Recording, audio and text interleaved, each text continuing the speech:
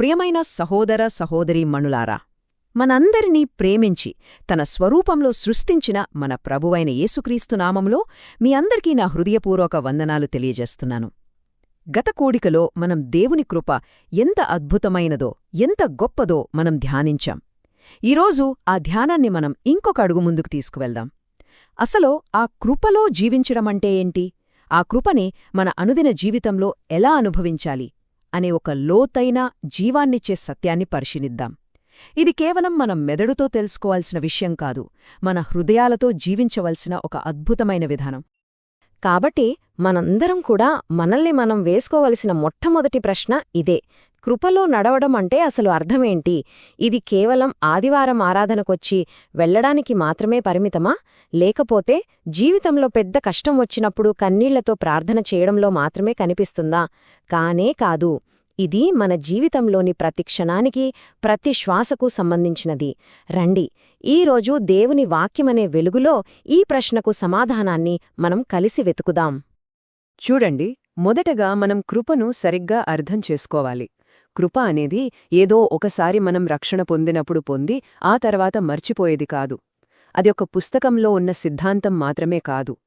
కృపలో జీవించడమంటే మనం ప్రతిరోజూ, ప్రతి ఉదయం కళ్ళు తెరిచిన దగ్గర నుండి రాత్రి నిద్రపోయే వరకు మనం చేసే ప్రతి పనిలోనూ, మన మనసులో మెదిలే ప్రతి ఆలోచనలోనూ దేవుని సన్నిధిలో ఆయన మీద సంపూర్ణంగా ఆధారపడి జీవించడం. ఇది ఒక నిరంతరమైన అనుభవం, ఒక వాస్తవికత. మన జీవితాన్ని మనం రెండు విధాలుగా చూడవచ్చు. ఒకటి, మన స్వంత బలం మీద ఆధారపడటం. ఈ మార్గంలో వెళ్లేవాళ్లు ఏమనుకుంటారంటే, నాకు మంచి ఉద్యోగం వచ్చింది ఎందుకంటే నేను బాగా చదువుకున్నాను, నేనిల్లు కట్టుకున్నాను ఎందుకంటే నేను కష్టపడి సంపాదించాను, నా తెలివి, నా బలం వల్లే ఇదంతా సాధ్యమైంది అని అనుకుంటారు. కాని కృప మీద ఆధారపడిన వ్యక్తికి ఒక సత్యం తెలుసు: ఆ చదువుకునే జ్ఞానాన్నిచ్చింది దేవుడు, ఆ కష్టపడే బలాన్నిచ్చింది దేవుడు, చివరికి ఆ ఫలితాన్ని అనుగ్రహించింది కూడా దేవుడే అని గుర్తిస్తాడు. మనం పొందే ప్రతి చిన్న ఆశీర్వాదంలోనూ ఆయన కృపను చూడటమే ఈ మార్గం. మరి ఆ కృపను మన జీవితంలోకి ఎలా ఆహ్వానించాలి? దానికి వాక్యం రెండు బలమైన మూలస్తంభాలను మనకు చూపిస్తుంది. మొదటిది వినయం. గర్వం అనేది కృపకు అతిపెద్ద శత్రువు. ఇదంతా నావల్లే జరిగింది అని గర్వపడే మనిషి హృదయంలోకి దేవుని కృప ప్రవహించలేదు.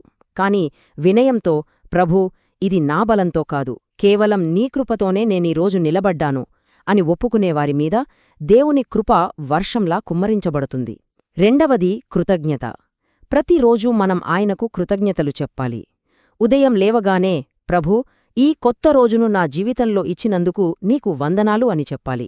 మనం తినే ఆహారం ముందు, ఈ ఆహారం నీ కృప వలనే నాకు లభించింది అని చెప్పాలి. కృతజ్ఞతతో నిండిన హృదయం ఎప్పుడూ దేవుని కృపను స్వీకరించటానికి సిద్ధంగా ఉంటుంది. కృపలో జీవించే వ్యక్తి జీవితం ఎలా ఉంటుందో చెప్పడానికి వాక్యం ఒక అద్భుతమైన ఉదాహరణను మన ముందు ఉంచుతుంది. ఒక పెద్ద చెట్టును ఊహించుకోండి. దాని వేర్లు భూమిలోకి చాలా లోతుగా పాతుకుపోయున్నాయి. బయట పెద్ద గాలివాన వస్తుంది, బలమైన గాలులు వీస్తున్నాయి, కుండపోత వర్షం కురుస్తోంది, భయంకరమైన ఎండలు మండుతున్నాయి. అయినా సరే ఆ చెట్టు కదలదు, కూలిపోదు. ఎందుకంటే దాని వేర్లు దాన్ని భూమిలో బలంగా పట్టుకుని ఉన్నాయి. అలాగే మన జీవితం అనే వేర్లను మనం దేవుని కృపలో లోతుగా నాటినప్పుడు మన జీవితంలో సమస్యలు అనే తుఫానులు, కష్టాలు అనే ఎండలు వచ్చినా మనం స్థిరంగా నిలబడగలుగుతాం. సరే, ఇప్పుడు మనం ఒక చాలా ముఖ్యమైన అంశానికి వద్దాం. చాలామంది అనుకుంటారు, దేవుని కృప మనమీద ఉంటే మన జీవితంలో కష్టాలే రాకూడదు కదా, అంతా సంతోషంగాలే ఉండాలి కదా అని. కాని దేవుని వాక్యం అలా చెప్పడం లేదు. కష్టాలు లేకపోవడం కృప కాదు. కష్టాల మధ్యలో కూడా దేవుని మీద ఆధారపడి నిలబడగలగడమే నిజమైన కృప. ఆయన మనల్ని కష్టాల నుండి దూరం చేస్తానని ఎప్పుడూ వాగ్దానం చేయలేదు, కాని కష్టాలలో నేను నీకు తోడుగా ఉంటానని వాగ్దానం చేశాడు.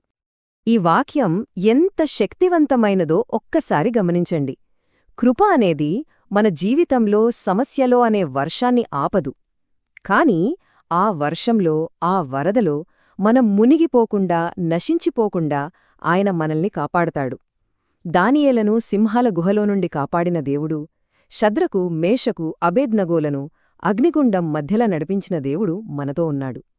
కాబట్టి కష్టం వచ్చినప్పుడు దేవుడు నన్ను కైవిడిచాడని అనుకోవద్దు. ఆ కష్టాన్ని జయించే బలాన్ని ఆయన తన కృప ద్వారా మనకు ఖచ్చితంగా అనుగ్రహిస్తాడు. మీ జీవితంలో ఒక్కసారి వెనక్కి తిరిగి చూసుకోండి. కొన్నిసార్లు మీరు పూర్తిగా నిస్సహాయ స్థితిలో ఉండి ఉంటారు.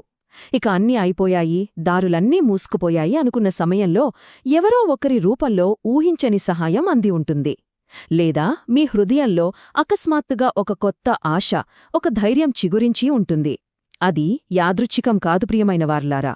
అది దేవుని కృప యొక్క ప్రత్యక్ష కార్యం. అది దైవిక జోక్యం. ఆయన తన బిడ్డలు విరిగిపోయి నలిగిపోయినప్పుడు చూస్తూ ఊరుకోడు.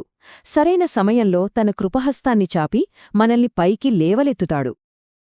ఇప్పుడు మనం క్రైస్తవ విశ్వాసంలోనే అత్యంత లోతైన, అద్భుతమైన ఒక సత్యానికి వస్తున్నాం. సాధారణంగా మన బలహీనతలు మనకు అడ్డంకులు అని మనం అనుకుంటాం. నేను బలహీనుణ్ణి, నాకు సరిగ్గా మాట్లాడటం రాదు, నేను తప్పులు చేస్తాను, నేను దేవుని పనికి ఏమాత్రం సరిపోను అని మనం నిరుత్సాహపడతాం. కాని దేవుని దృష్టిలో మన బలహీనతే ఆయన శక్తి ప్రదర్శించబడటానికి సరైన వేదిక. ఎక్కడైతే మన శక్తి, మన జ్ఞానం ముగిసిపోతాయో సరిగ్గా అక్కడే దేవుని అద్భుతమైన శక్తి ప్రారంభమవుతుంది. అపస్తులుడైన పౌలు జీవితంలో సరిగ్గా ఇదే అనుభవించాడు.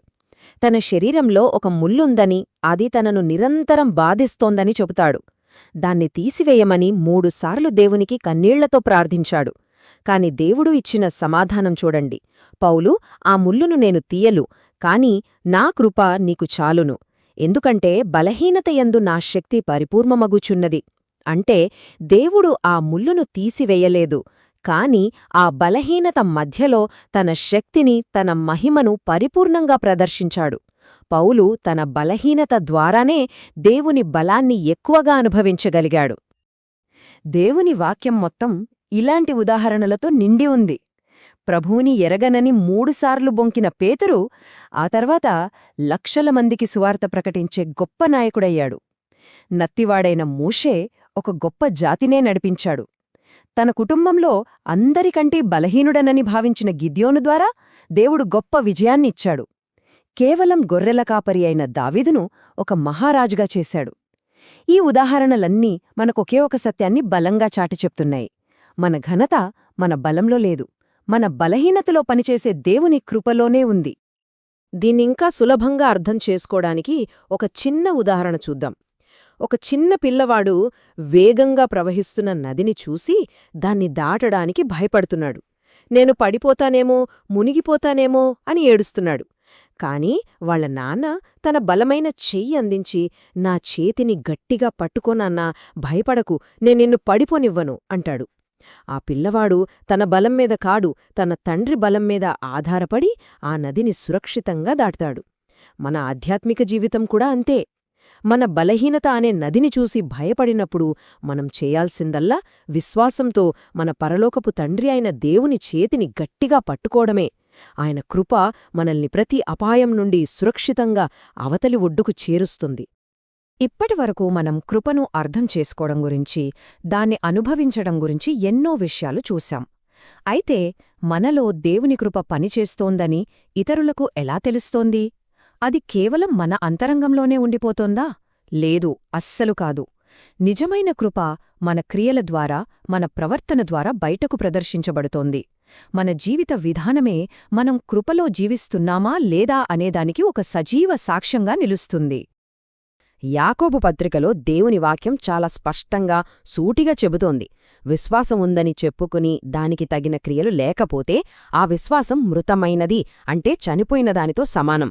ఒక వ్యక్తి, నాకు దేవునిపై గొప్ప విశ్వాసముంది, ఆయన కృప నాపై ఎల్లప్పుడూ ఉంటుంది అని చెబుతూ తన జీవితంలో ప్రేమ, క్షమ, దయ, పవిత్రత చూపించకపోతే అతని మాటలకు విలువలేదు. మన విశ్వాసం సజీవమైనదని మన క్రియలే లోకానికి రుజువు చేస్తాయి. మరి మన జీవితం దేవుని కృపను ఎలా ప్రతిబింబించాలి? కేవలం మాటలతో కాదు, మన క్రియల ద్వారా. ఆకలితో ఉన్నవారికి సహాయం చేయడం, మన పొరుగువారిని మనలా ప్రేమించడం, మన ఆలోచనలలో, మాటలలో, పనులలో దేవునికి ఇష్టమైన పరిశుద్ధ జీవితం గడపడం, మన ప్రవర్తనతోనే క్రీస్తుకు సజీవ సాక్షులుగా నిలవడం, మరియు ప్రార్థనలో ఆయనతో నిరంతరం సహవాసం కలిగి ఉండటం. ఈ అభ్యాసాల ద్వారానే మన విశ్వాసం సజీవమైనదని, మనలో కృప పనిచేస్తోందని రుజువవుతుంది. ఇంతకీ ఈ కృపతో నిండిన ప్రయాణమంతా మనల్ని ఎక్కడికి దారితీస్తుంది? మన గమ్యమేమిటి? కేవలం ఈ లోకంలో కొన్ని సంవత్సరాలు సంతోషంగా, సమాధానంగా జీవించడమేనా? కాదు. దానికంటే ఎంతో గొప్పదైన ఒక ఉద్దేశ్యం, ఒక మహిమకరమైన అంతిమ లక్ష్యం మనకుంది. దేవుని కృప మనల్ని కేవలం ఈ జీవితంలోనే కాదు, నిత్యత్వంలోనికి నడిపిస్తుంది. మనల్ని ఎంతగానో ప్రేమించిన మన ప్రభువైన యేసుక్రీస్తే స్వయంగా ఈ అద్భుతమైన వాగ్దానాన్ని మనకిచ్చారు.